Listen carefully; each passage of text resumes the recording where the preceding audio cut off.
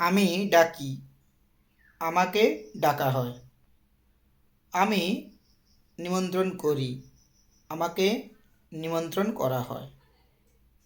Hello বন্ধুরা, আজকে আবারও আমি তোমাদের সামনে চলে এসেছি একটি নতুন একটি লার্নিং এবং খুবই এডুকেশনাল ভিডিও নিয়ে, যেখানে সম্পূর্ণভাবে আমি আলোচনা করব যে অ্যাক্টিভ ভয়েস এবং প্যাসিভ ভয়েস।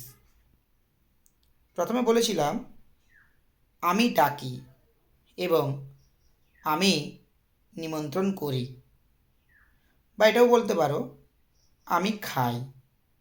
তো এই ধরনের বাক্যকে আমরা বলবো অ্যাক্টিভ ভয়েস।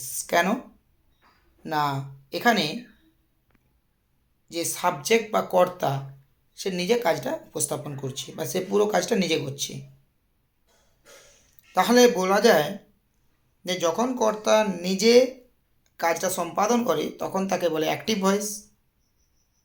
আর বাকি যে দুটো বাক্য যে বলেছিলাম, যে আমাকে ডাকা হয়, আমাকে নিমন্ত্রণ করা হয়, আমার ভাত খাওয়া হয়, তো এই ধরনের যে বাক্য এটাকে বলবো প্যাসিভ ভয়েস। কারণ কি না, এখানে ভাত খাওয়া, নিমন্ত্রণ করা, ডাকা আমি কারোর দ্বারা হচ্ছি।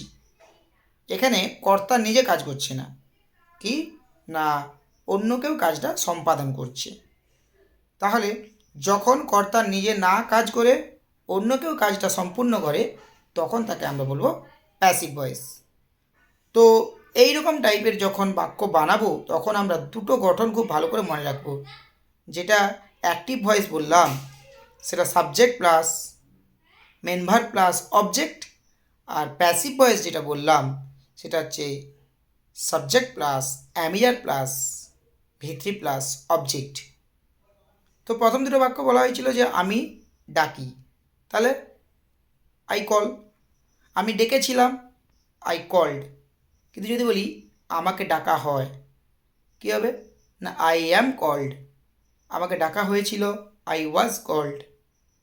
আমাকে নিমন্ত্রণ করা হয়েছিল, তাহলে আমি নিমন্ত্রিত হয়েছিলাম, আমি নিমন্ত্রণ করেছিলাম, আই ইনভাইটেড।